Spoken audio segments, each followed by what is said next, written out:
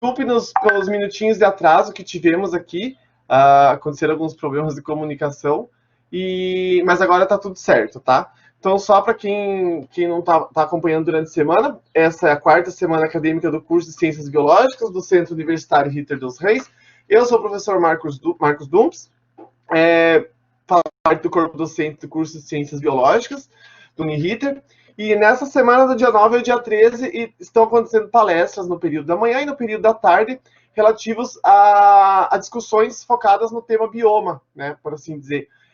Dado o contexto mundial que envolve essa pandemia, e o nosso país também se encontra nessa delicada posição ambiental que inferioriza aí o meio ambiente e diminui a sua importância como um todo. Por esse motivo, escolhemos palestrantes ao longo do Brasil que vão falar um pouco sobre a conservação de alguns biomas onde eles desenvolvem pesquisas ou trabalho, tá?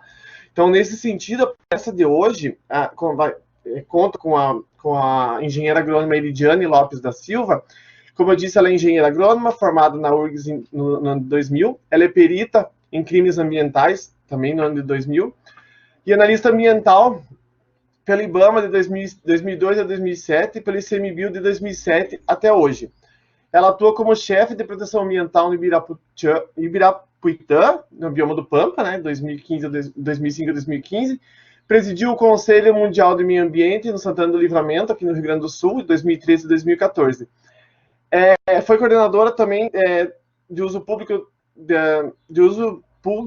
público e negócios dos Parques Nacionais Aparados da Serra, 2016 e 2017, e é responsável pela área temática de monitoramento desses parques desde 2018 até 2020. Tá? Ela vai contar um pouco da história dela também, ela tem alguns projetos aqui envolvidos, e nesse sentido, gostaria que vocês fizessem as perguntas de vocês, tá? Não fiquem com vergonha, podem escrever aqui no chat, a Ediane também vai acompanhar ao vivo, mas também fica a critério se ela quer parar ao longo da palestra, ou responder tudo no final, tá? Eu também estou aqui cuidando, caso as perguntas fiquem muito para cima, Ediane, aí no final eu faço as perguntas para vocês, tá? Então, fiquem à vontade, podem escrever. E, Elidiane, é com você. Muito obrigado, tá? Desde já pelo aceite, pela disponibilidade de estar palestrando para a gente na nossa semana acadêmica.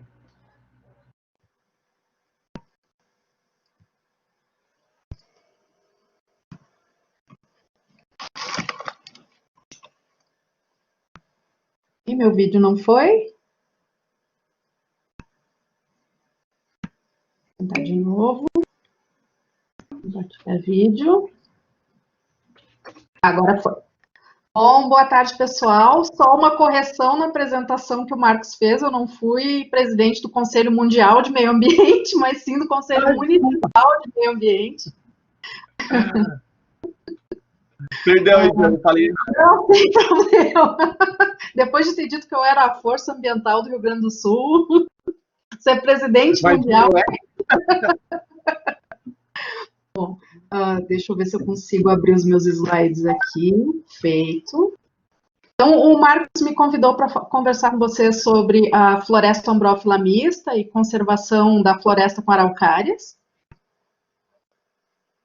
O roteiro dessa apresentação, a gente vai começar falando brevemente o que é a floresta ombrófila mista, qual é a distribuição original e qual a atual dessa floresta.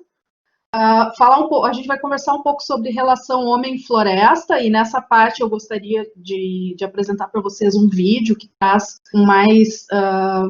consegue ilustrar melhor essa relação entre o ser humano e a floresta.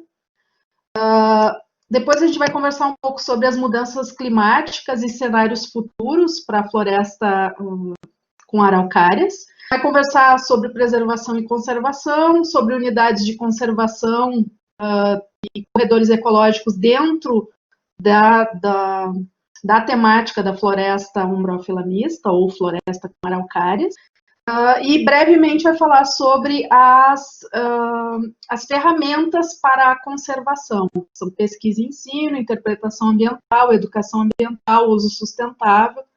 E só vou dar uma pincelada muito por cima em alguns projetos relevantes, porque infelizmente nosso tempo é curtinho. Só o que está nesse roteiro já daria um curso de pós. vou tentar dar uma resumida para vocês terem uma ideia básica sobre esses temas e deixar alguns ganchos para quem quiser se aprofundar mais e conhecer mais, aprender mais, ter alguns caminhos para seguir.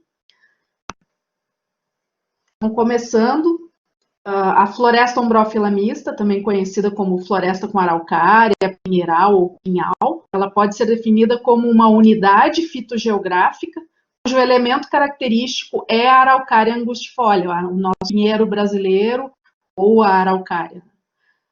E aí tem um quadrinho que é para que burocratizar a linguagem? A floresta ombrófila mista significa exatamente a mesma coisa que floresta de chuva. A floresta traz chuva, vamos deixar isso muito claro, diz a figurinha ali, que eu tirei do pessoal do site Árvore Ser Tecnológico, eu acho que ajuda bastante a começar a nossa conversa. Um dos principais problemas que a gente tem na conservação e em conseguir trazer pessoas para trabalharem conosco na conservação de espécies é principalmente a linguagem que a gente utiliza. Então, eu peço para todos vocês, principalmente para os acadêmicos, que tomem bastante cuidado de tentar, ao máximo, desburocratizar a linguagem para que a sociedade em geral consiga compreender o que a gente está falando e como isso afeta a vida das pessoas em geral. Não só de quem é o ecochato, o ecoxiita, enfim, ou aquele que fala difícil.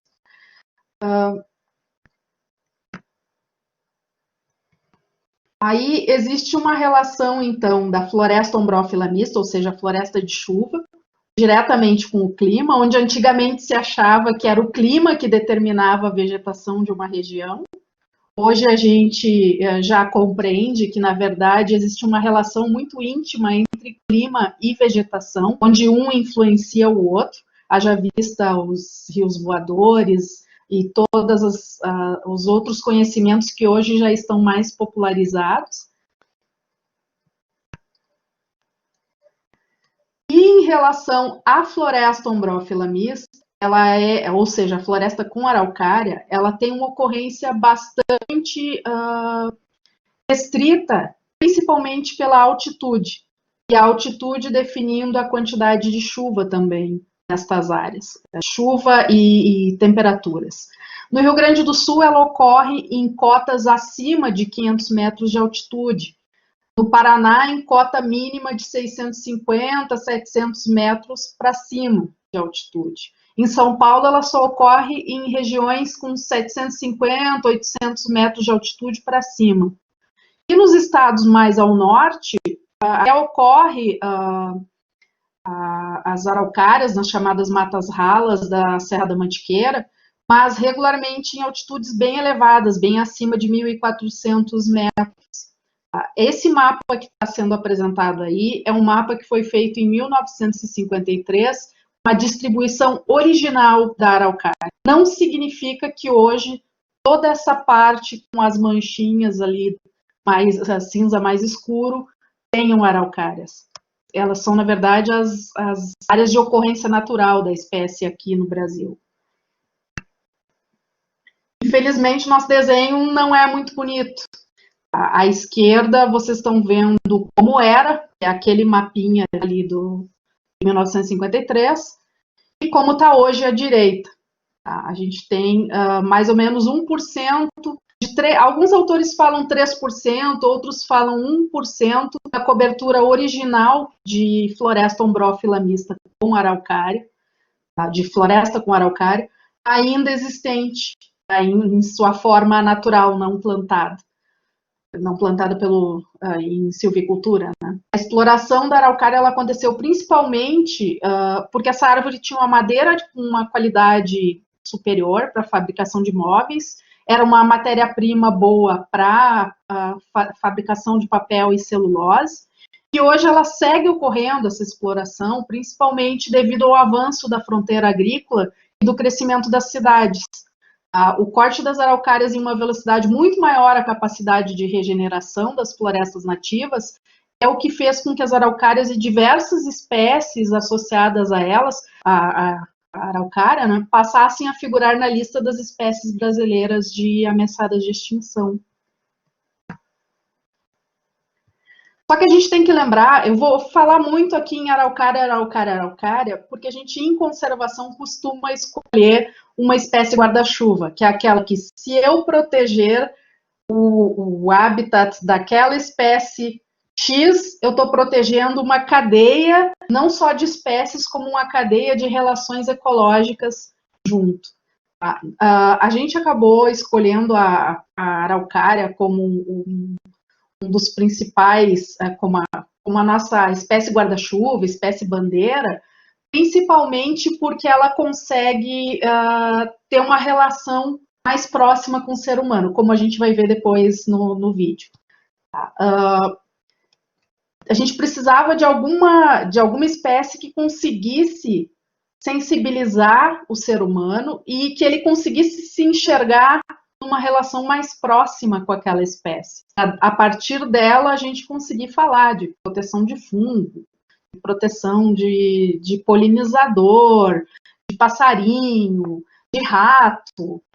Porque se tu chegar para uma pessoa e tentar convencer ela de que é necessário preservar os ratos nativos, os ratos silvestres, nossa, é muito complicado. Não é uma espécie que, tirando o Mickey Mouse, não é um animal que consiga desencadear uma simpatia pela maioria das pessoas. Já a araucária, por causa principalmente hoje, do pinhão, a gente consegue ter essa relação de simpatia e um olhar mais fácil para conseguir promover o engajamento das pessoas.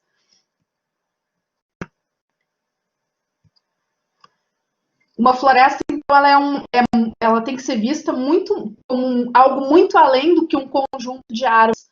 Para algumas pessoas, a ideia de floresta ainda é isso, é só árvore. Ah, não, eu tiro essas, depois eu planto outras e está tudo certo. Um artigo escrito pela BBC News, que chama Como a Destruição da Amazônia vai além do desmatamento, embora seja para a Amazônia, ela também, a gente não tem esses números pelo menos eu não achei fácil para a Mata Atlântica, mas dá para ter uma noção da complexidade. Em 1 hectare de árvores, de floresta, na Amazônia, a gente tem, além das árvores, 160 espécies, 160 aves, 10 primatas, 33 anfíbios, 44 peixes, 22 répteis e 1 bilhão de invertebrados. Eu não tenho uma noção exata desses números para a Mata Atlântica, mas com certeza para alguns grupos vai ser maior, para outros vai ser menor, mas ainda assim mostra a dimensão da biodiversidade em 1 hectare de floresta.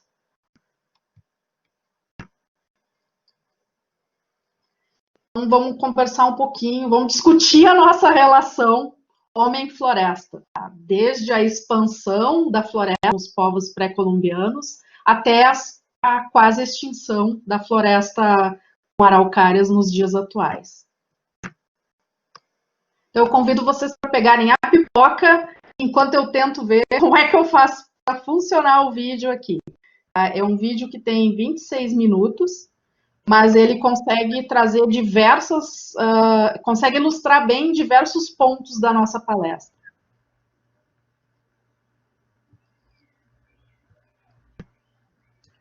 Qualquer coisa eu tô aqui, tá, Eridiane? Tá, vamos lá. Compartilhar a tela. Isso. Guia do Chrome, né? Isso. Aí, em geral, ele demora um pouquinho para aparecer, mas ele aparece. Tá.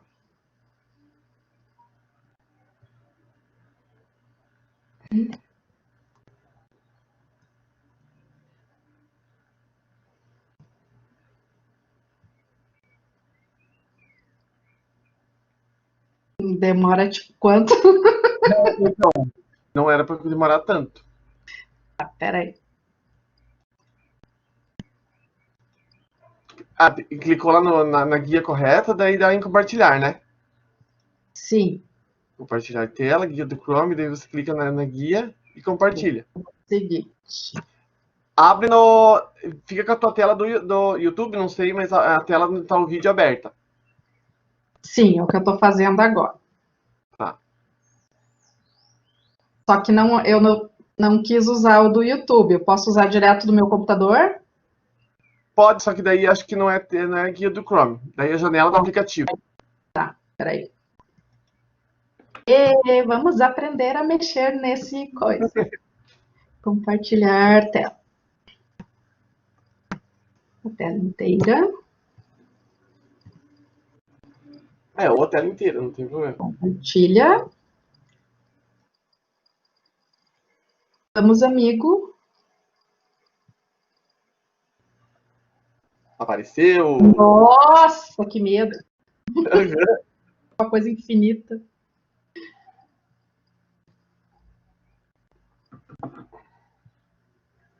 Apareceu promover a igualdade faz a diferença? Sim, sim. Então é isso aí. Bom filme. Obrigado.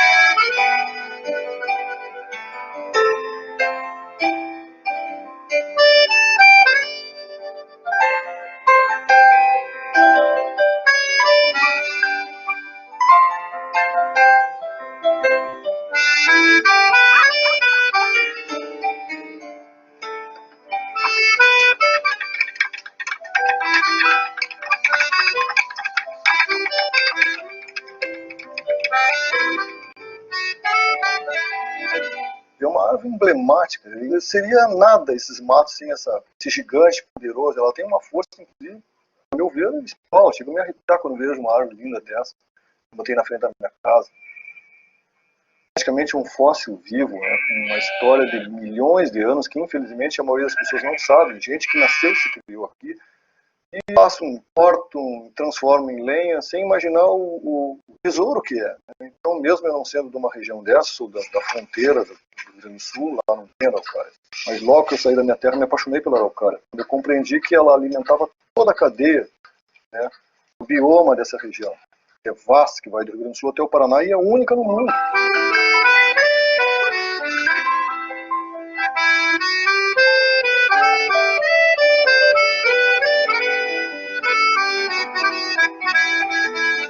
A nossa propriedade está situada nos Campos da Serra, né, próximo de Gramado, Canela, e o objetivo da gente era recuperar as características da região de Campos, preservar os mananciais, que são fundamentais, né, e fundamentalmente as araucárias e outras espécies nativas, né. Então a gente, no máximo, se corta uma árvore, só usa aquelas que são velhas, que caem.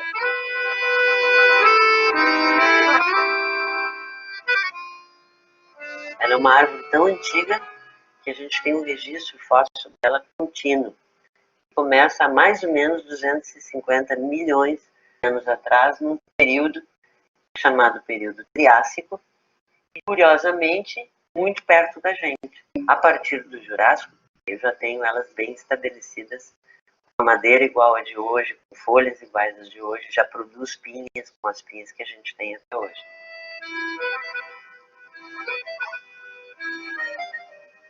A melhor demonstração de que as araucárias e os pinheiros, em geral, são plantas muito verdes, é que eles se mantiveram, enfrentaram todas essas vicissitudes, continentes que se abriam, vulcanismo, e permanecem ainda no globo.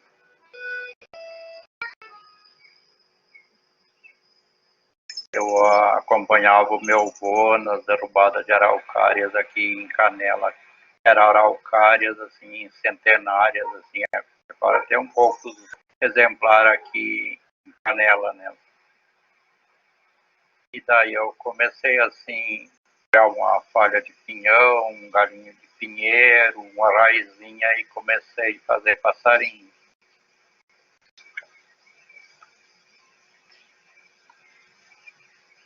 E às vezes tinha uma araucária assim, eles ficavam meio dia só para derrubar uma araucária na mata, né? Era uma araucária centenária bem gigante, né? E daí eles tiravam uma hora só dessa araucária, que era de madeira de primeira, né? E o resto ficava lá na mata. Eu estou aproveitando essa madeira que ficou perdida lá na mata.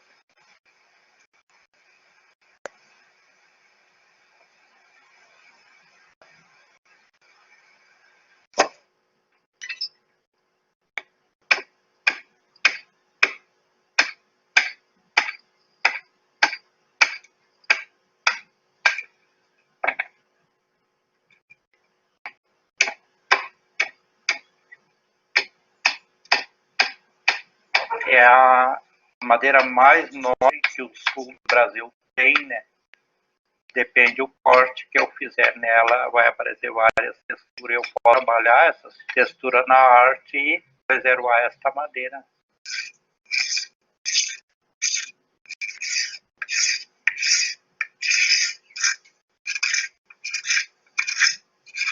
Este é o beija-flor, o besorrinho, é o mais pequenininho de todos os beija-flores.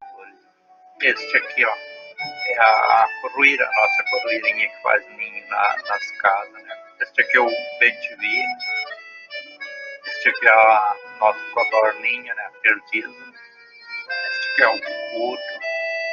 Ao cortar a madeira eu já encontro a forma dos passarinhos.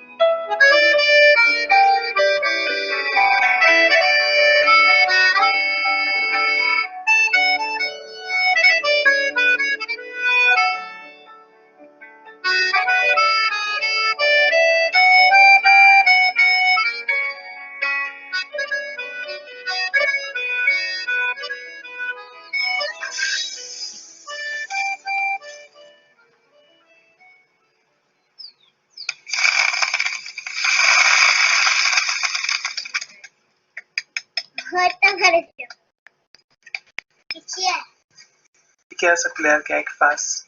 Escrever. O que ela fez? Madeira. Sim? Ok.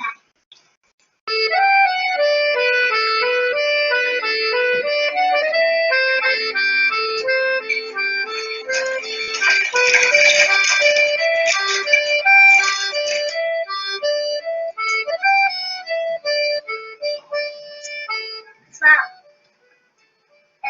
esquina campeão.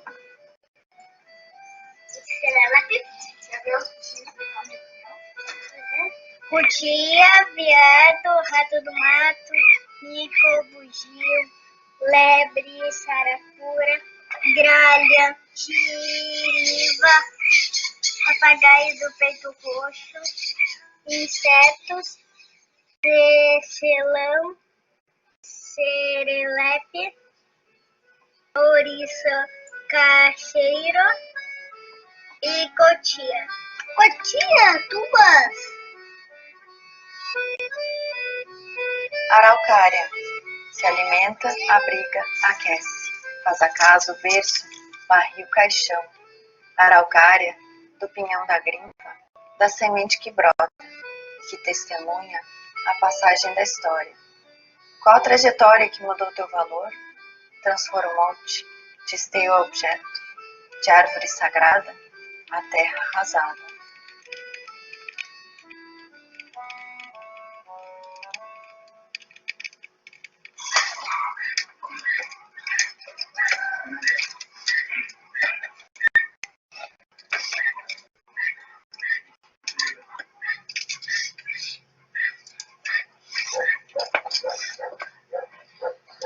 Em lembrança da Gaiana, da coisa.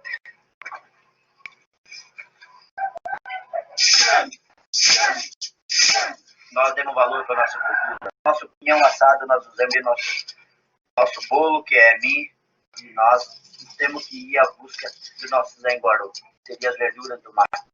E nesse momento eu vou compartilhar o pinhão, que vem do pinheiro, né, que dá tábua para nós, o coberto das nossas casas. Os anos passados usavam muito isso, né, da araucária. Também a casca do pinheiro é muito usada para nós como remédio. Nós temos que dar muito valor a isso, para áreas de hoje são destruídas através do homem mesmo.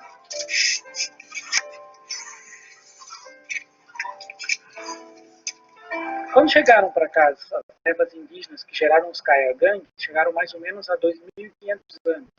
Então, nessa época, predominava uma vegetação herbácea, vegetação como se fosse um campo de altitude.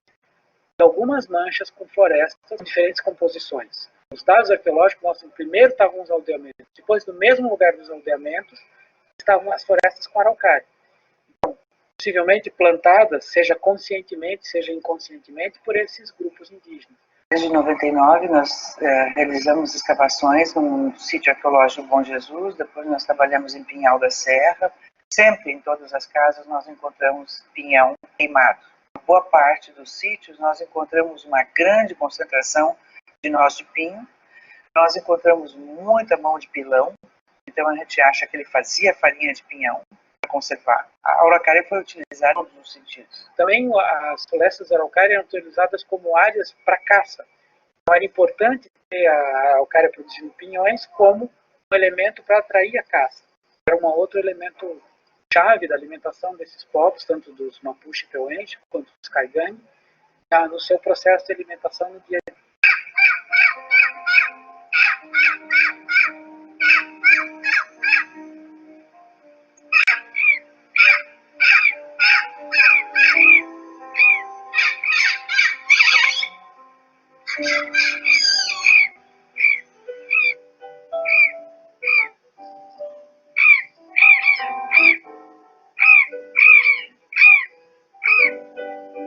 Depois que chegaram os conquistadores europeus, primeiro houve um momento de muita redução nas populações indígenas, por doenças, por matança, por escravidão e assim por diante.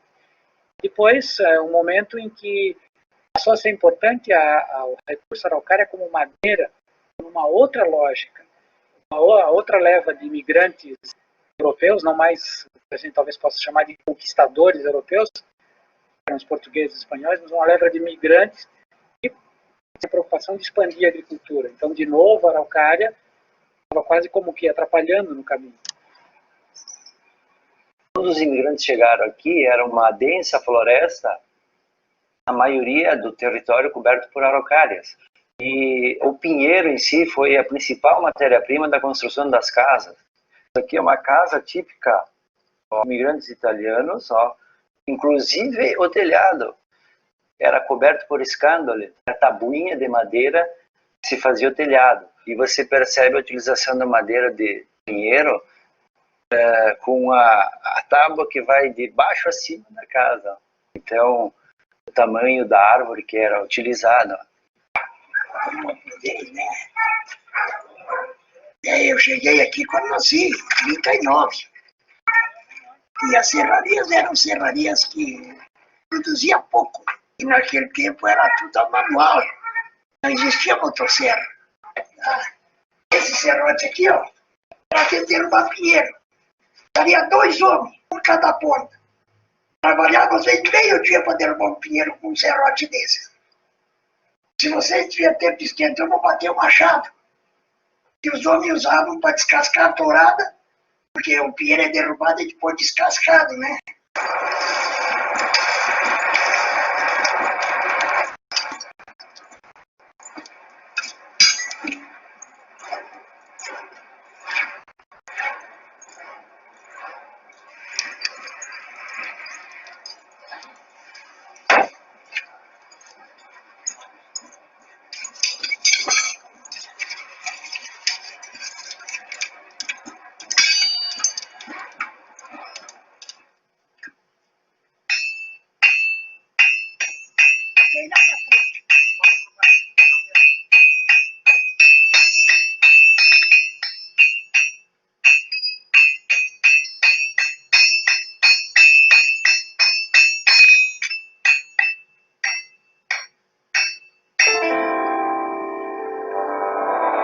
Eu conheci Pinheiro no tempo que eu tinha uns 10 anos, mais ou menos. Ele foi arrebentado com bomba, dinamite, para poder conseguir serrar esse pinheiro. Aquilo ali é uma alegria, né? Ver um pinheiro daquele ali produzir tanta vida. Eu imaginava no futuro que ia fazer falta. Cada pilha dessa com 50 dúzias de madeira. Todo dia pinheiro de Araucária. Todo dia. Naquela época não era só pinheiro escolhido ainda, né? Era derrubado só de 60 acima. Menos de 60 não era derrubado a pinheiro. E se ocupava 2, 3 histórias, o resto ficava no mato.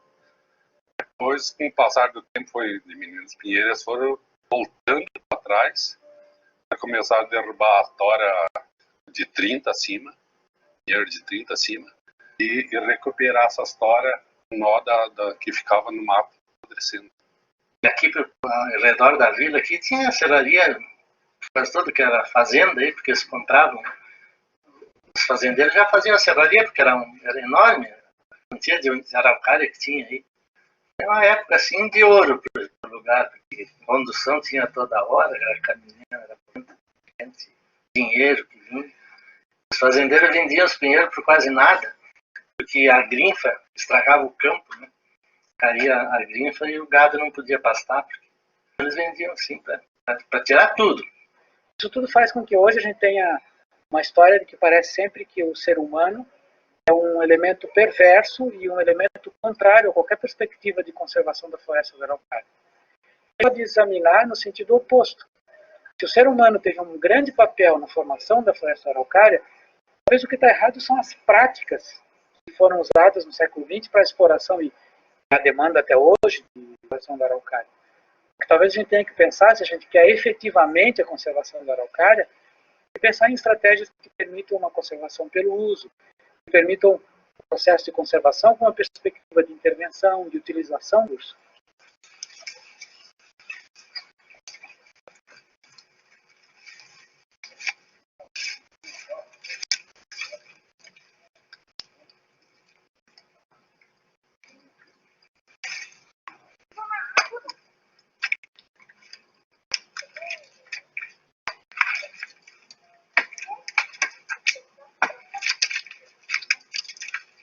Já faz uns 15 anos que tira. Sempre quando tem o período da época do pinhão, a gente tira pinhão.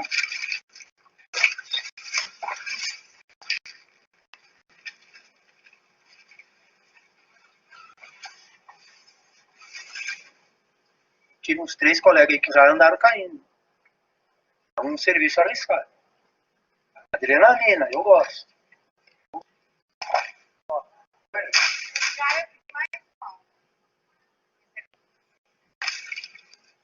Pinheiro de copa dá 300, 400 pinhas, dá até um pouco mais. Mas hoje em dia, esses pinheiros normal assim é a base de 100, 100 e poucas, 200 pinhas. Pinheiro de copa é os pinheiros de antigamente, pinheiro grosso, né? Hoje é poucos pinheiros que tem.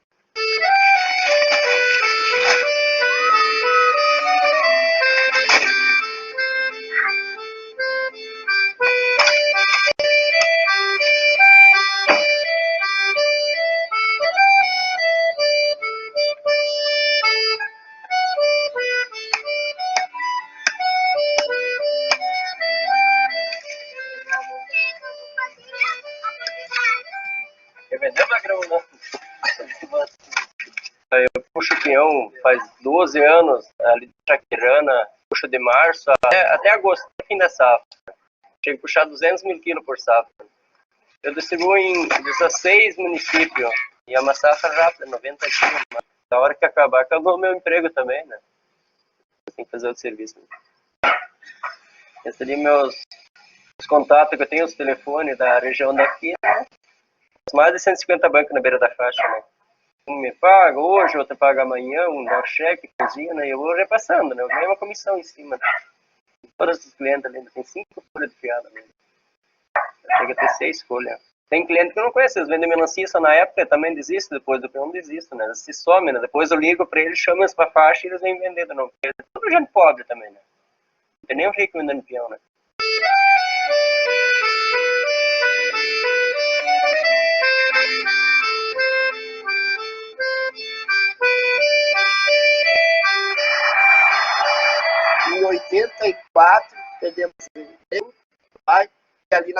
mato junto a pinhão. E daí ali se empolgou, porque ali é o mesmo dinheiro para suprir essa necessidade. Na época, e começamos até hoje. Gente que não conhece a pinha ainda, nem conhece de onde veio o pinhão. Eu fui quando vi a pinha que peguei na minha mão, eu me empolguei.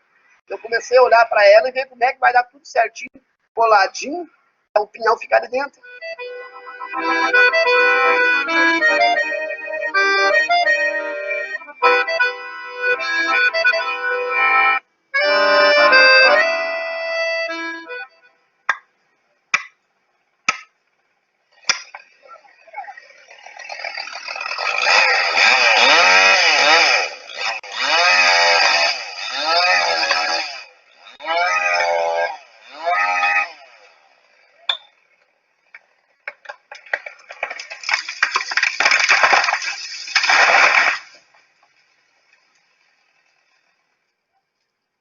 Eu acho que a área é uma das melhores madeiras que nós temos aqui no Brasil. Ela tem cerne, ela é uma madeira que ela não racha, absorve a umidade fácil, mas solta a umidade fácil. Se fizer uma casa, é uma madeira, casa quentinha. Anos atrás, ali o pessoal cortava o mundo, não tinha controle nenhum, então todo mundo pegava uma motosserra, entrava nos matos lá e cortava, né? E hoje estão protegendo demais. Aonde às vezes o cara precisa tirar uma araucária para fazer uma casa, para fazer eles não liberam. E aí o que acontece? O proprietário da terra, ele vê uma araucária, ele pega a foice e vai lá e corta. Até que ela é pequena para não se incomodar com a foice. Onde se tivesse um pouco mais flexibilidade para liberar, não, corta uma, mas planta 15, eu acho que no futuro ia ter muito mais pinheiro. Já plantamos bastante. Colhemos pinhão e gostamos de lidar com esse tipo de madeira e plantemos de novo. Minha mãe com 90 anos, ela está plantando pinhão.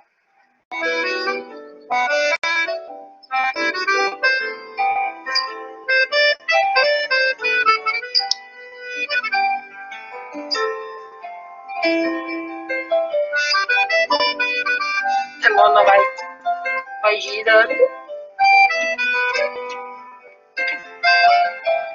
Vai saindo o bico de pinhão.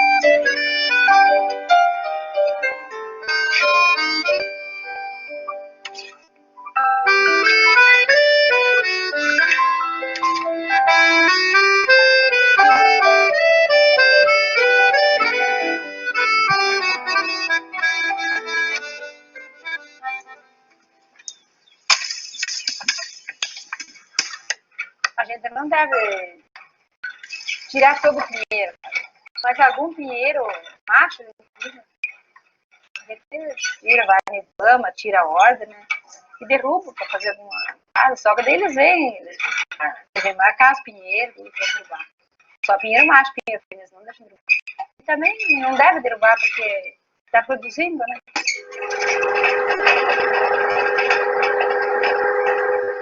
O pinheiro está em extinção, né, na araucária. Tem que preservar o pouco que resta, né?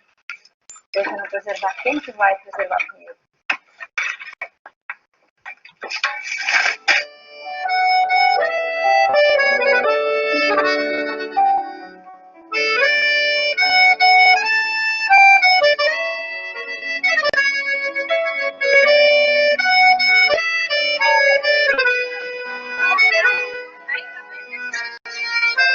Olá, boa tarde. Boa tarde. Hoje a área atual do Bosque de Canela são 13 hectares. E a metade desta área é reserva particular do patrimônio natural desde 1998. E o nosso objetivo aqui foi principalmente assim um interesse muito grande em relação à araucária. Nesta área que nós estamos aqui foi realizado um plantio em 1991. O plantio foi feito com sementes assim selecionadas, porque a araucária sofreu um processo de degeneração genética muito grande assim. As melhores exemplares da araucária foram aproveitados para transformar em madeira, né? E o que sobrou, na verdade, foi aquilo que o madeireiro rejeitou. Não tinha aproveitamento industrial. E é dessas araucárias que nós estamos conservando hoje.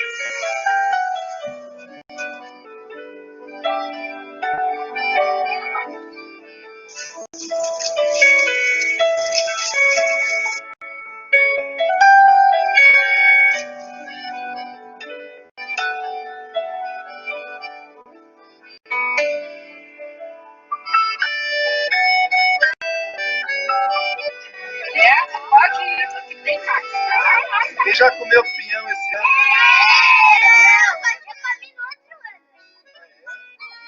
E todos gostam de pinhão?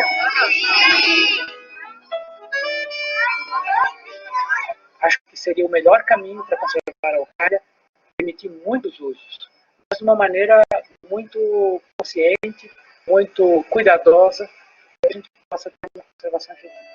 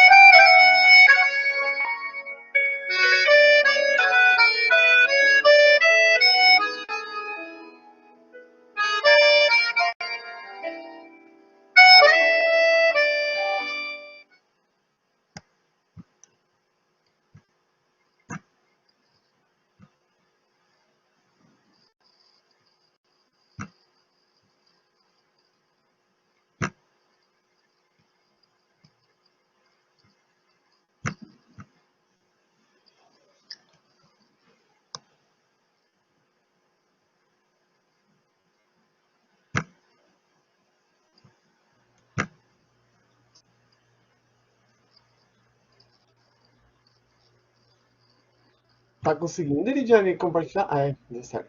Sim, voltando. Só não consigo exatamente de onde eu parei, mas enfim.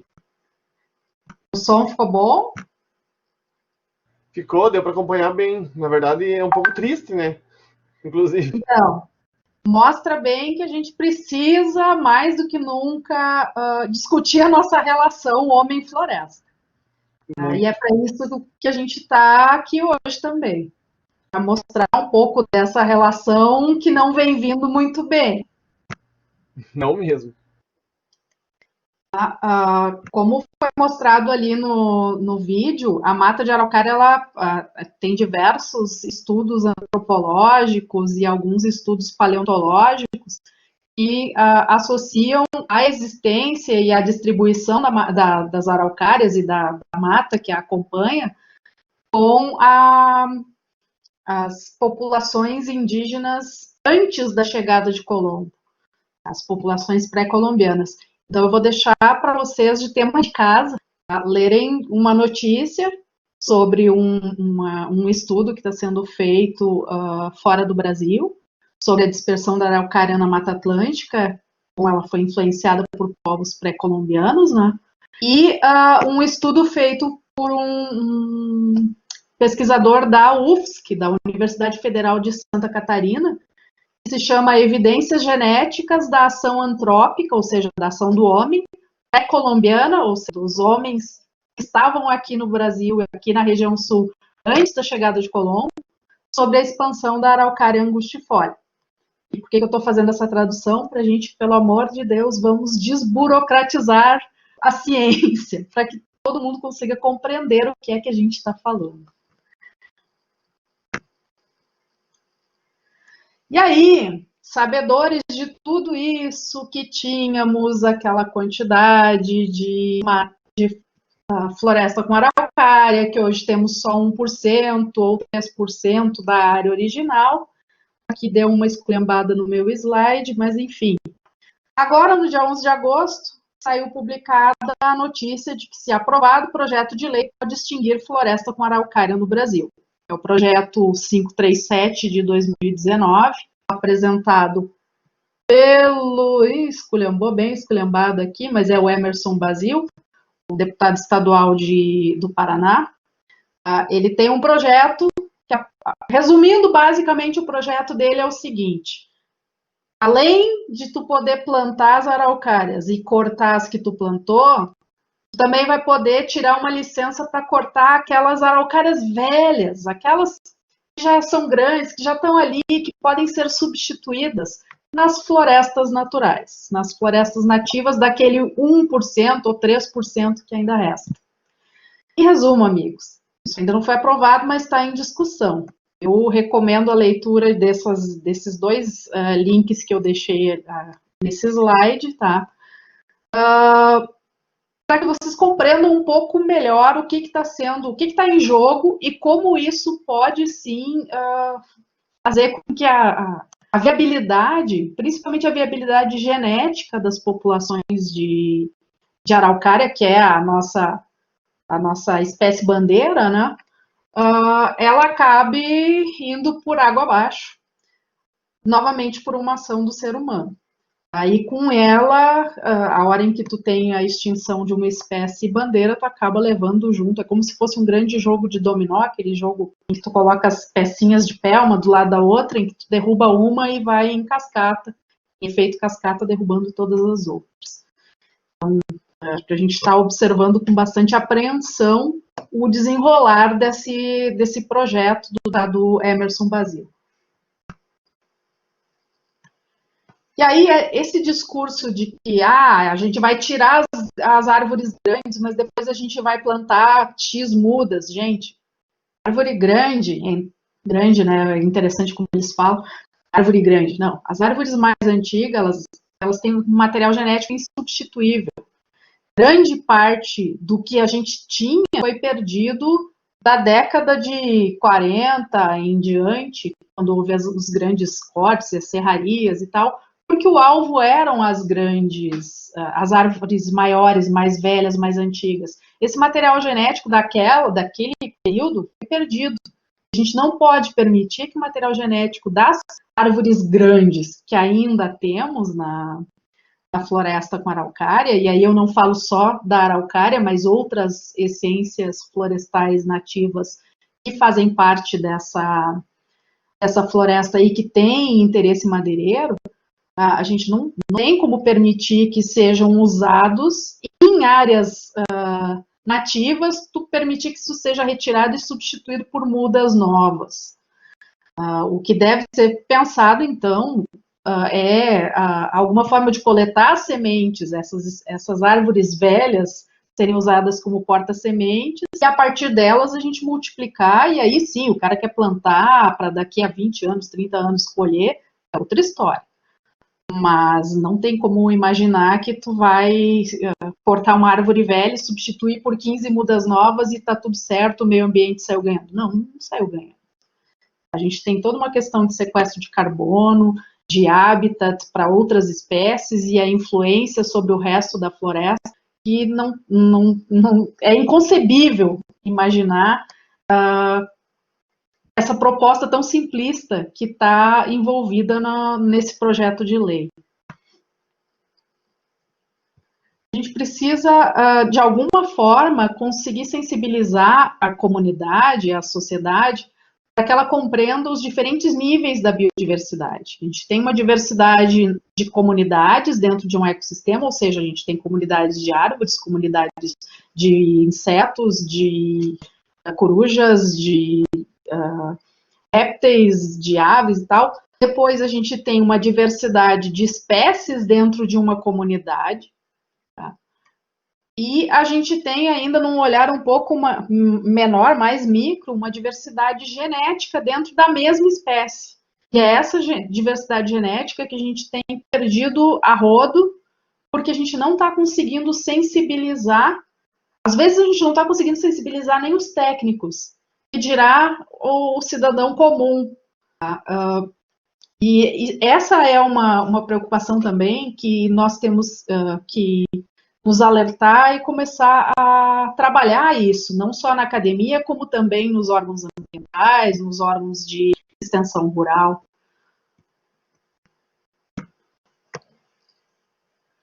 A hora em que tu corta para poder fazer essa retirada das árvores grandes, como está sendo proposto pelo projeto de lei tu vai ter que abrir estradas de acesso para chegar até a árvore para poder retirar essa madeira. A hora em que tu começa a abrir essas estradinhas, tu está fragmentando o hábitat. E a hora em que tu fragmenta o hábitat, tu está perdendo biodiversidade, principalmente não só em área, como também pelo efeito de borda. Para compreender um pouco mais sobre como é que funciona esse efeito de fragmentação e como é que isso acaba reduzindo a biodiversidade, eu sugiro que, para quem quiser se aprofundar mais, que baixe esse livro que está aqui na tela, tá? É um livro gratuito, para conseguir compreender um pouco melhor como é que funciona essa coisa do efeito de borda e do distúrbio causado pela fragmentação e como isso afeta a redução da biodiversidade.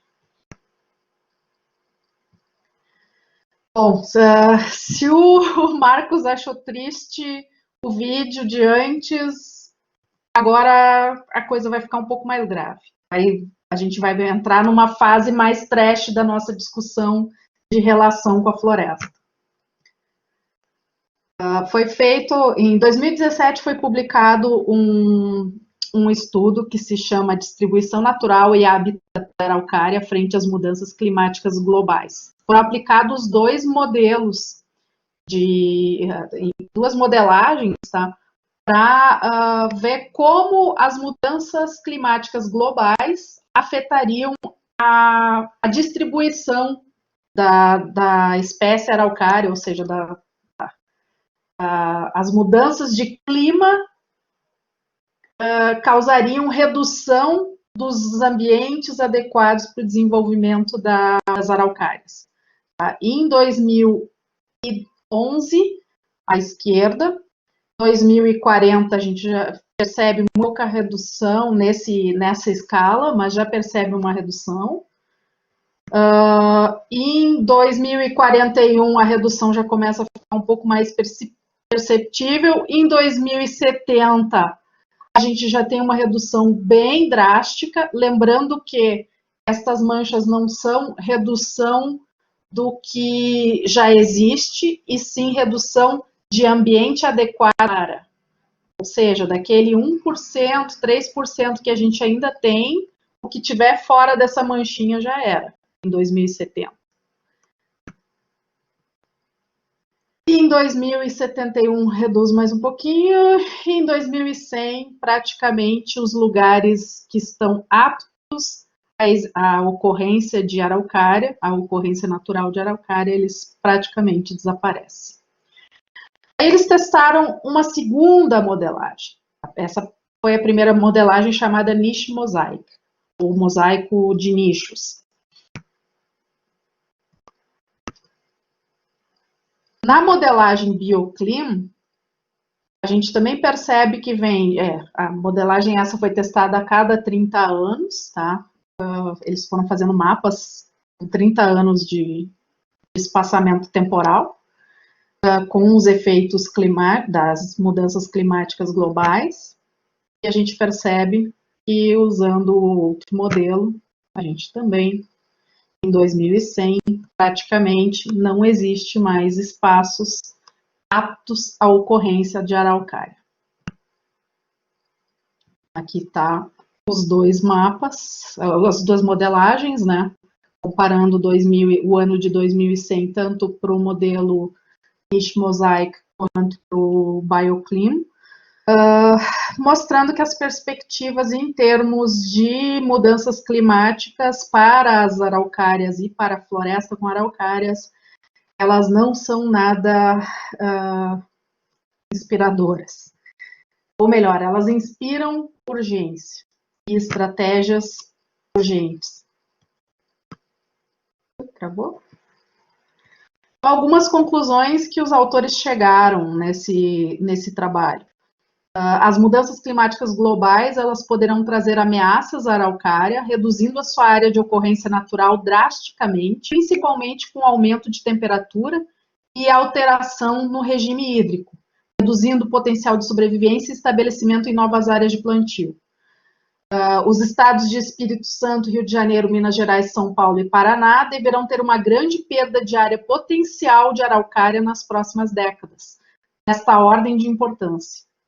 As regiões serranas de maior altitude do Paraná, de Santa Catarina e do Rio Grande do Sul também devem ser priorizadas para preservação, preservação, ou seja, manter intocado o que tem, para garantir a sobrevivência das populações locais. E as populações locais, leia-se populações da própria araucária e todas as espécies associadas a ela. A criação de áreas de conservação ou preservação ambiental poderá ajudar a proteger a araucária da extinção, principalmente para ações especiais. Exemplo, o extremo sul do Rio Grande do Sul, por se tratar de um ambiente muito diferente dos demais, e outras populações encontradas em fragmentos mais ao norte da região de ocorrência, que apresentam características diferentes. Então, as perspectivas não são boas.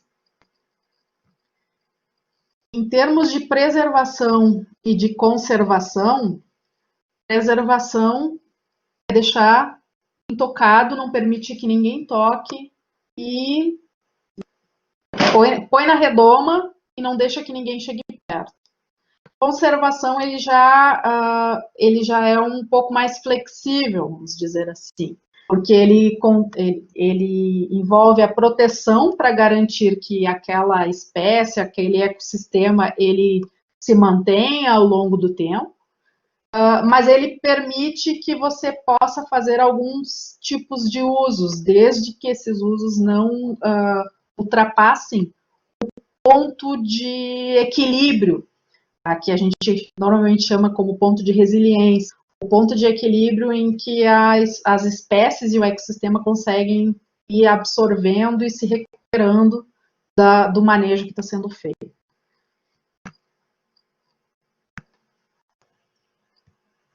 Depois de derrubada, a floresta leva no mínimo 150 anos para se regenerar.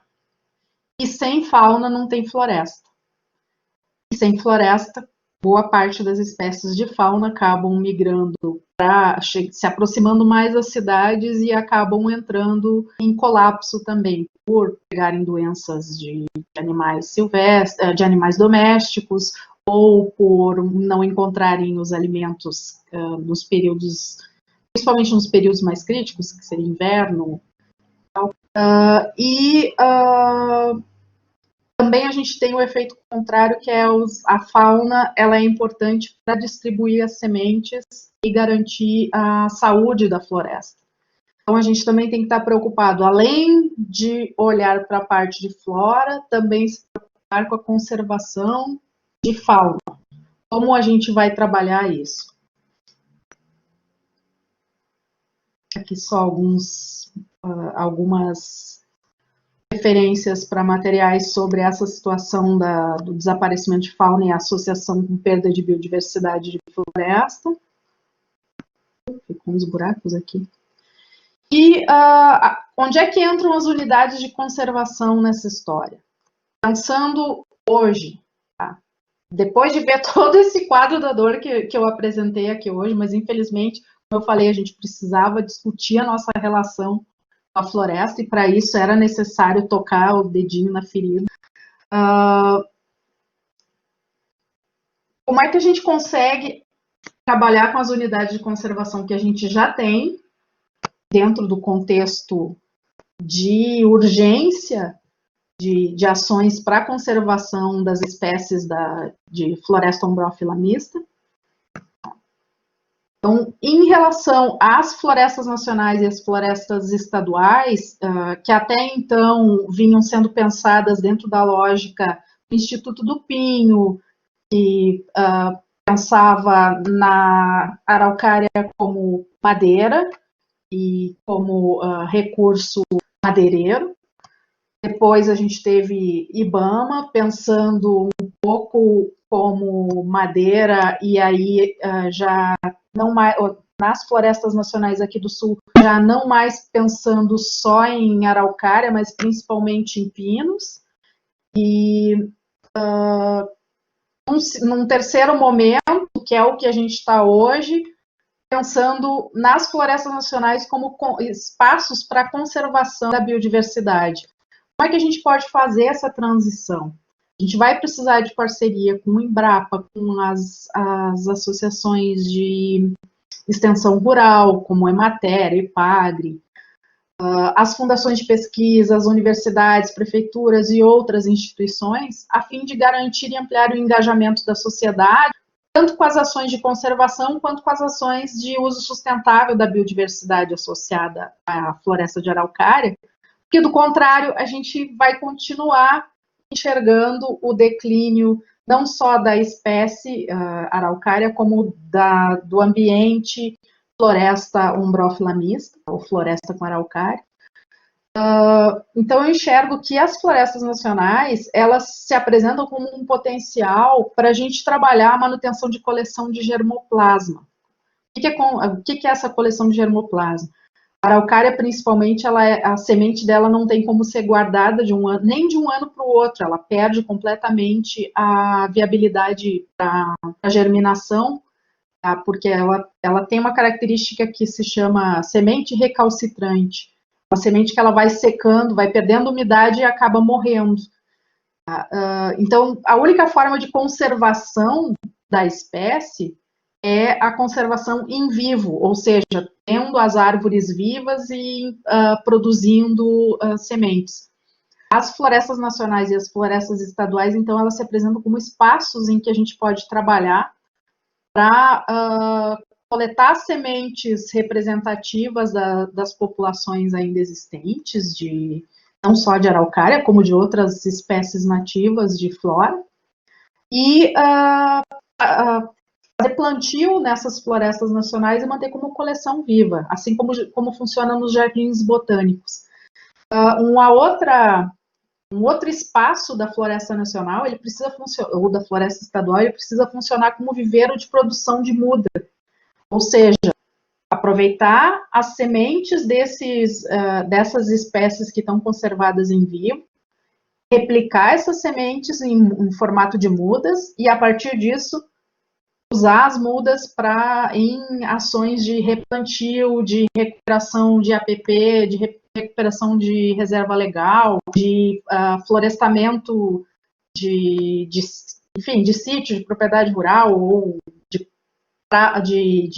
praças, ou até mesmo, em alguns casos, de arborização urbana, em jardins, principalmente para as espécies de maior porte. E elas se mostram, estas florestas nacionais e florestas estaduais, e aí eu cito o exemplo da Floresta Nacional de São Francisco de Paula, que é um exemplo bem interessante e onde isso já acontece hoje, como espaços de sensibilização e engajamento da sociedade, em que tu vai trabalhar tanto a parte de interpretação ambiental, para a pessoa compreender o que ela está enxergando, o que é uma araucária, de onde é que vem o pinhão, quantos anos demora até o pinhão ficar maduro, sim, porque são anos, para quem não sabe. O pinhão, ele não dá a flor esse ano e no ano que vem tu tem a semente pronta. Leva mais ou menos uns 3 anos até, entre ter a flor polinizada e ter o pinhão. Enfim, eles fazem um trabalho de educação e sensibilização ambiental muito interessante que mereceria ter mais holofotes e ser replicado em outros espaços, em outras florestas, não só nacionais como estaduais. Já os parques nacionais e estaduais, as reservas biológicas, as reservas particulares do patrimônio nacional, as RPPNs, né, e as estações ecológicas, que são são unidades de proteção integral, ou seja, tu não pode ter um viveiro lá dentro, não pode tirar mudas lá de dentro para vender, nem sementes para comércio. Porém, são espaços que eu enxergo importantíssimos para que a gente passe a enxergá-los como espaços para manutenção de coleções de germoplasma, ou seja, conservação em vivo da parte genética, tá? Representativa das populações de fungos, plantas e animais nativos da floresta umbrófila mista da região. Eu também enxergo esses espaços importantes para fornecimento de propágulo, ou seja, de semente, de espora e tal, para pesquisa e para multiplicação voltada à conservação em vivo. Ou seja, fornecimento de sementes, de mudas, de estacas e tal, exclusivamente para florestas nacionais, jardins botânicos e tal, onde essas espécies estariam, onde esses exemplares estariam com a sua genética também protegida em outro ponto, caso dê alguma zebra naquele lugar, um grande incêndio, ou uma mudança climática que afete o Parque Nacional, pelo menos tu tem material genético daquela área ali, lá na Floresta Nacional, ou no Jardim Botânico X. Os parques nacionais e estaduais, principalmente, porque eles podem receber visitação, o que não ocorre nas reservas biológicas, eles são espaços muito importantes para sensibilização e engajamento da sociedade, através de interpretação ambiental, educação ambiental, pesquisa científica e ensino. As outras categorias, reserva biológica, estação ecológica, principalmente através de pesquisa científica e ensino, a gente também consegue uma sensibilização e engajamento da sociedade. Mas aí tu não pode fazer a visitação por limitações legais da categoria de unidade de conservação. E uma categoria de unidade de conservação que tem sido relegada ao 10º ano, que tem passado meio batido para o pessoal que trabalha com conservação da biodiversidade, são os parques urbanos. E os parques urbanos, na verdade, eles são espaços de proximidade, sensibilização e engajamento muito importantes para trabalhar com a sociedade. Eles têm uma proximidade geográfica muito grande de uma parcela significativa da sociedade. Por exemplo, o Parque Marinha do Brasil em Porto Alegre, o Parque da Redenção em Porto Alegre, os grandes parques na maior parte das cidades.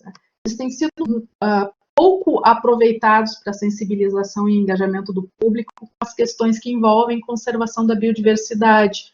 Eu acho que a gente deveria estimular mais, principalmente a academia, principalmente os cursos de biologia, de agronomia, enfim, os cursos voltados mais às ciências biológicas e às ciências da terra, a trabalharem mais nesses espaços, tá? Trabalharem essas questões de interpretação ambiental, de educação ambiental, até mesmo de pesquisa científica e de ensino nesses espaços.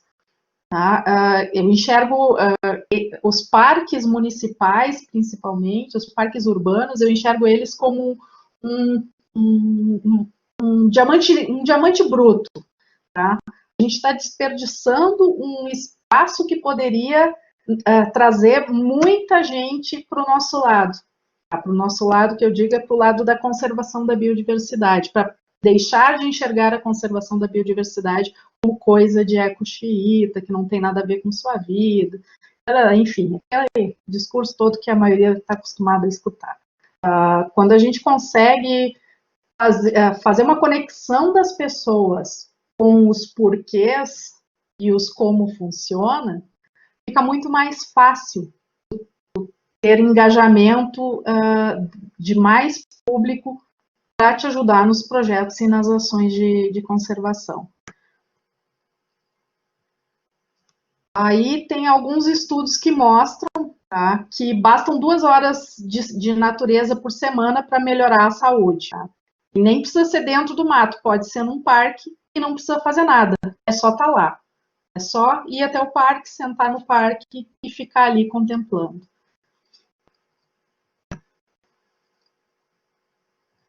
Aqui algumas referências sobre esse benefício para a saúde, né, de ficar no parque. Aí tem um outro estudo que mostra que brincar na terra fortalece o sistema imunológico. Aqui as referências. E no Japão a gente tem a prática do banho de floresta, que seria simplesmente estar na natureza, tem benefícios comprovados pela ciência. Parte da saúde pública no Japão já recomenda os banhos de floresta desde 1982. Tá? Tem pesquisas comprovando que aumenta a imunidade, diminui frequência cardíaca, diminui cortisol, que é o hormônio do estresse, diminui pressão sanguínea e alivia a depressão. Deu uma travadinha. Aqui mostrando a referência para esses banhos de floresta. E trazendo agora para nós. E nós com isso, o que a gente faz no meio dessa desgraça, hein, Marcos? O que a gente faz agora?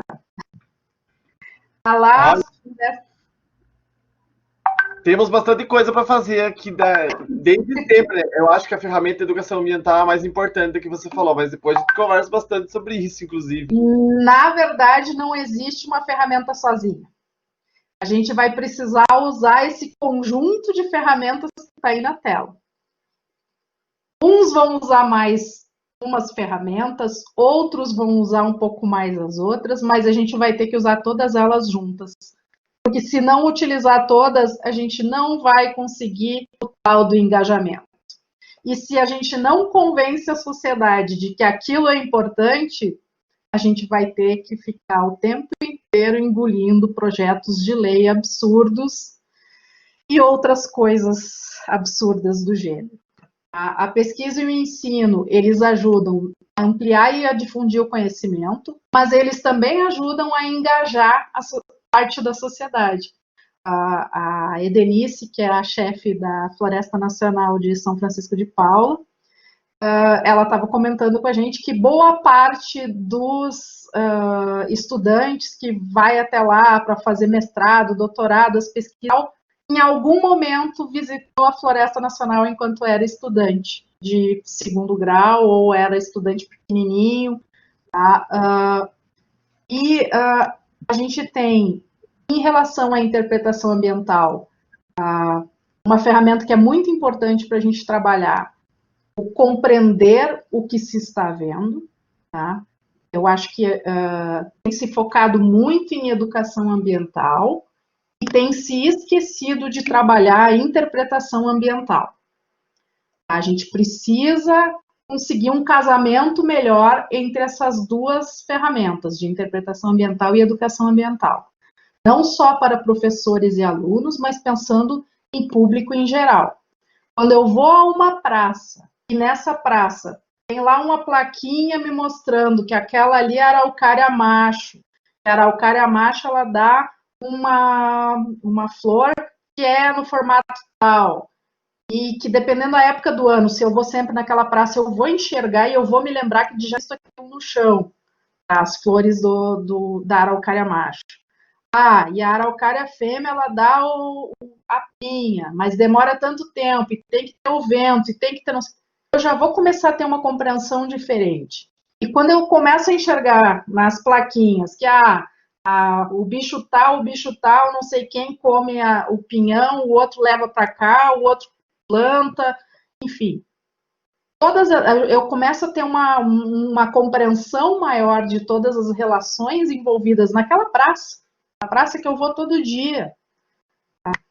Começa a ter uma transformação na forma de enxergar o mundo daquelas pessoas ali. Tá? Eu acho que a gente precisa fazer um casamento melhor entre... Na nossa discussão de relação, a interpretação ambiental tem que ganhar mais pimenta. Um ótimo termo novo aqui que eu aprendi agora. E eu só queria comentar, Ediane, que eu sou um desses que você falou que foi fazer pesquisa lá, que um dia visitou e voltou. Ai, que jóia. Provando que eu não estou mentindo. Nem a Denise. A educação ambiental, ela tem que ser vista principalmente como uma ferramenta para sensibilizar aliados para a conservação. Não apenas uma forma de, eu vou lá, eu dou uma palestrinha e aí eu vou embora, ou eu mando um cartaz de educação. Não, gente, educação é processo. Tá? Ele tem que ter continuidade, tu tem que ficar alimentando.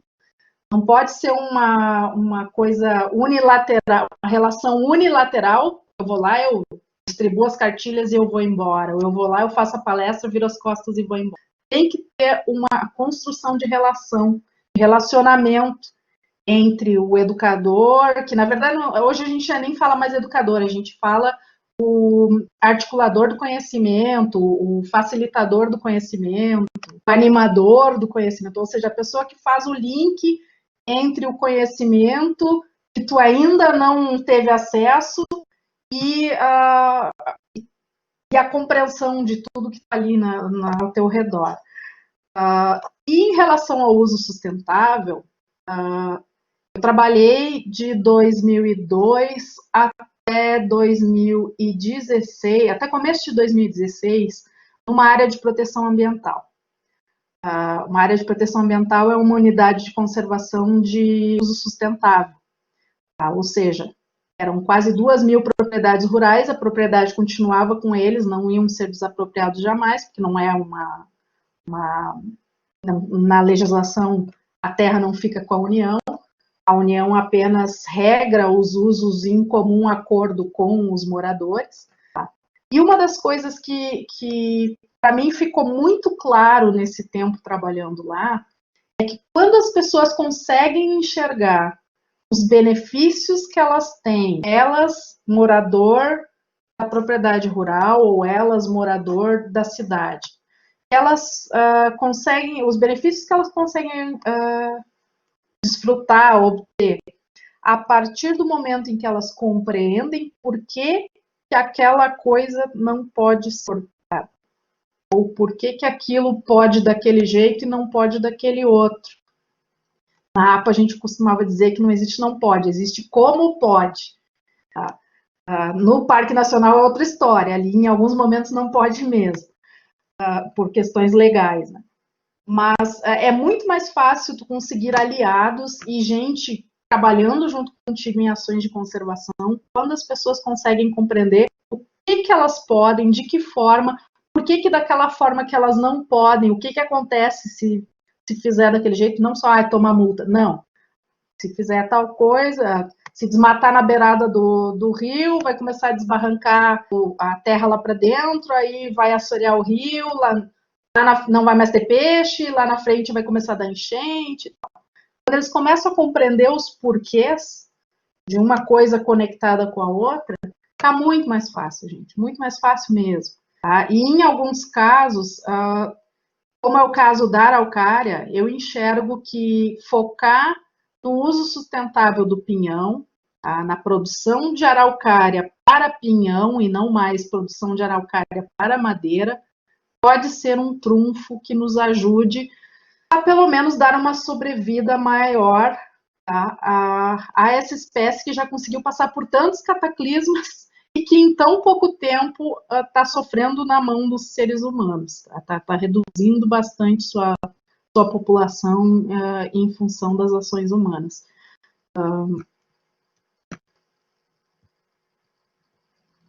Ai, amiguinho, passa.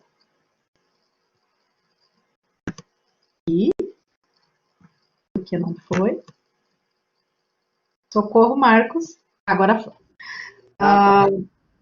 Rapidamente, mas muito rapidamente mesmo. O nosso tempo já terminou, né? Não tem problema se passar um pouquinho até as 19, mas se passar um pouquinho não tem problema.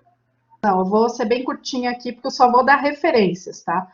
Alguns projetos relevantes para vocês não... Por favor, entrem nesses sites, procurem na internet, ou procurem pelo nome dos projetos, porque aí vai dar uma luz para vocês de que nem tudo está perdido, porque o começo da palestra deu a impressão de que tudo estava perdido. Não, não está.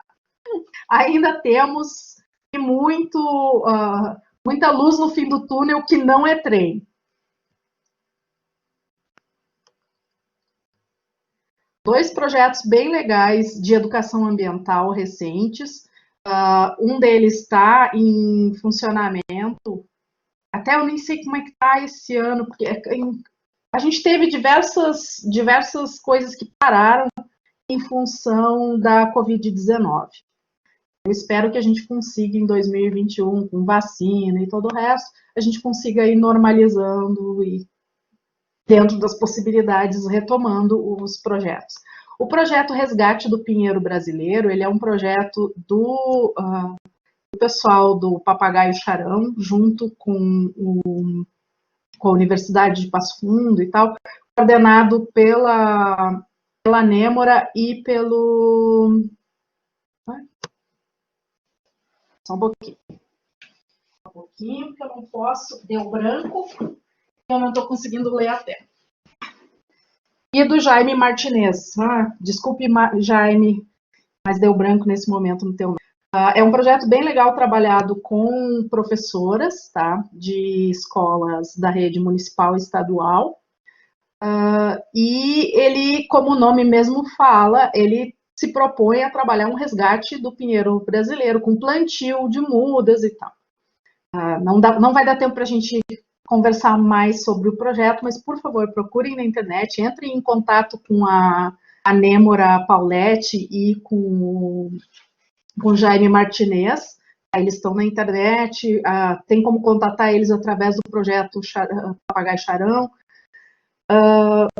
Ele é um projeto que está andando já há alguns anos e tem conseguido bons frutos e, como eu falei, é um projeto que envolve plantio, não apenas palestras.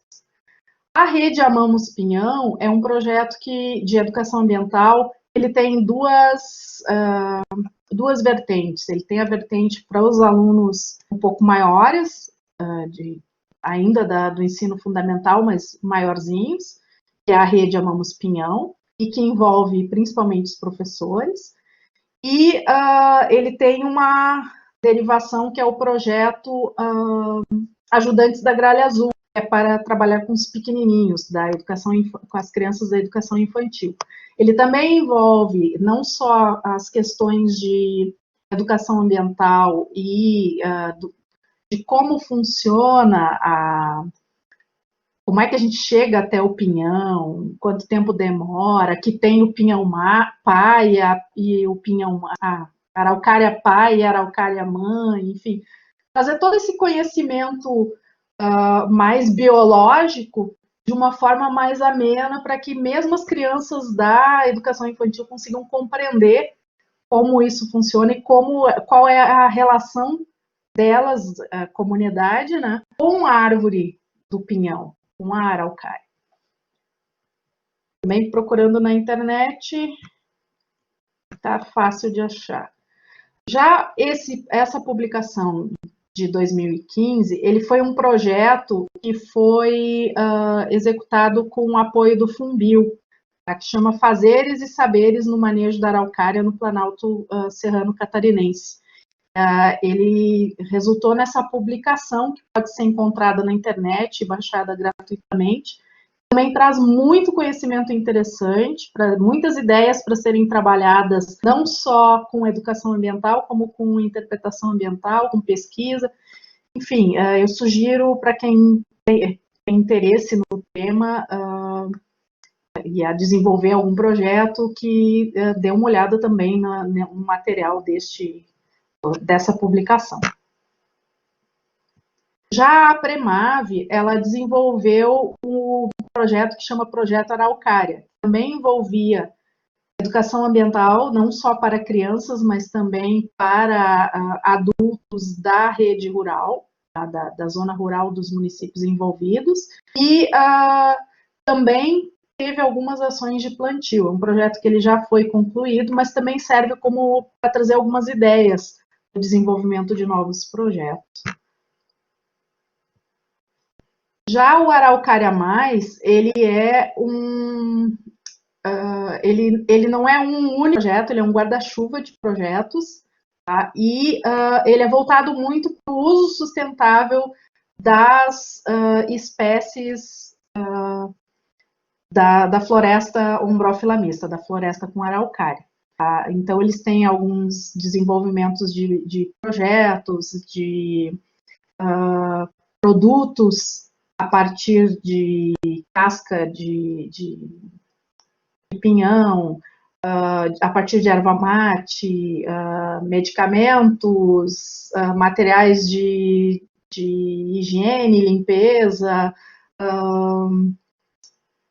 fibras têxteis, enfim, é bem interessante as propostas que eles têm incentivado nos projetos deles. E eles estão agora com uma chamada aberta para projetos de inovação alavancando conservação da natureza, como está escrito aí. Eles também apoiaram alguns projetos para desenvolvimento de cerveja de pinhão, e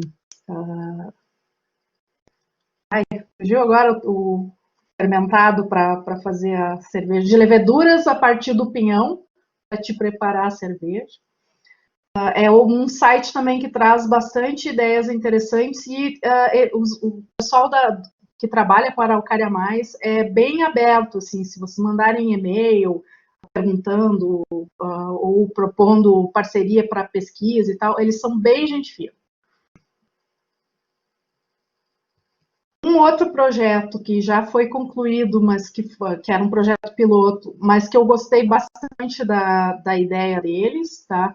Foi um projeto que foi capitaneado pela Embrapa Florestas, que chama Projeto Estradas com Araucárias. Aí fica aí não só o link para o artigo, contando como é que foi o projeto, como a sugestão de 2 vídeos curtos, tá? Um de 7 minutos e outro de 8 minutos, explicando o que é o projeto Estradas com Araucárias, o que foi o projeto, né? Esses vídeos eles estão disponíveis na Biblioteca do Pinhão. Eu vou passar o site daqui a pouquinho.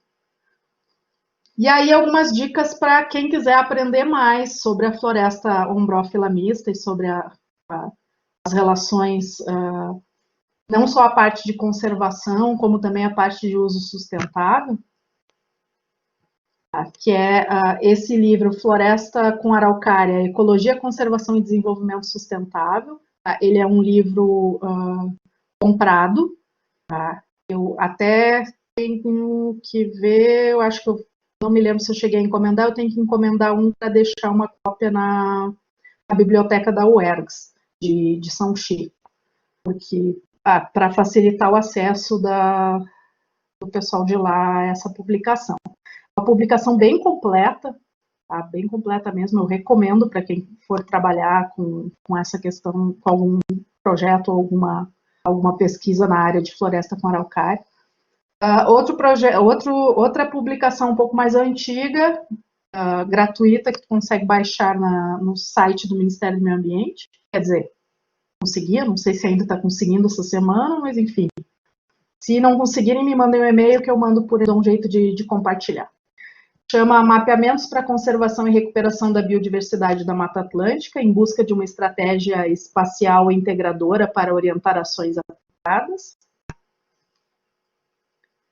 Outra publicação interessante é Perspectivas de Recuperação e Manejo Sustentável das Florestas de Araucária.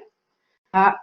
E essa publicação da Embrapa, junto com a Universidade Federal do Paraná, Araucária, Particularidades, Propagação e Manejo de Plantios, ela é voltada mais para quem deseja trabalhar com produção de araucária, seja para madeira, seja para pinhão. Tá? Não tanto para conservação em si, mas um olhar mais voltado para o uso produtivo da espécie. No site do projeto Amamos Pinhão, da rede Amamos Pinhão, a gente criou a Biblioteca do Pinhão.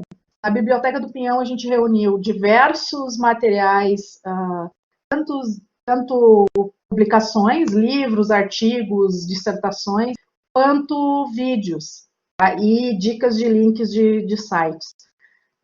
Eu sugiro também que quem tenha interesse em aprofundar um pouco mais os conhecimentos, entre na Biblioteca do Pinhão, faça uma visita lá para a gente. Tá? E se tiverem algum material interessante que não está na biblioteca, manda para a gente por e-mail, que a gente inclui lá para conseguir compartilhar o conhecimento com mais gente. Um outro site com muitas publicações sobre Mata Atlântica, de uma forma mais geral, e ali dentro algumas especificamente sobre floresta ombrófila mista ou sobre araucária, é o site da Rede Brasileira, a Reserva da Biosfera da Mata Atlântica, da RBMA. Dentro do site deles, eles têm ali num cantinho, bem à direita, escrito multimídia. No multimídia, tu clica e ali tu pode assistir vídeos, baixar as publicações que eles têm à disposição, assistir apresentações e tal. Também é uma fonte de material bem rica. E, para terminar, eu quero mostrar essa imagem aérea feita em 82, no Parque Nacional de Aparados da Serra. um colega nosso, o Tito Coutinho, que trabalhou na IBDF, no IBAMA, ele já é falecido, e que era um entusiasta dos monitoramentos de floresta de araucária e de meio ambiente. Tá? E com a foto dele, eu quero deixar para vocês a mensagem de que eu agradeço a todos que vieram antes de mim e a todos que vão vir depois de mim nos cuidados com a floresta araucária. Tá? As perspectivas, elas podem não ser boas, mas nós, os lutadores, somos aguerridos. Então, era isso, gente, que eu tinha para apresentar para vocês hoje.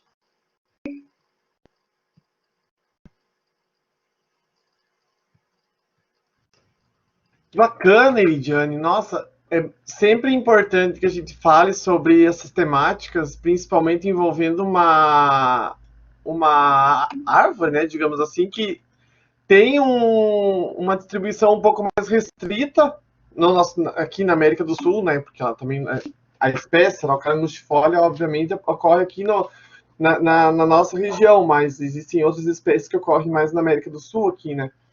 E eu só queria comentar que eu lembro bastante, porque eu vim do interior de Santa Catarina, e todas as casas de madeira da época, que estão em pé até hoje, que hoje são tombadas pelo patrimônio da cidade, são feitas de madeira de araucária, que, inclusive no bairro da cidade onde eu morava, tem um bairro na cidade onde eu nasci, que as araucárias todas da região foram derrubadas justamente para deixar o solo compactado, para poder construir o bairro, porque era uma área alagada.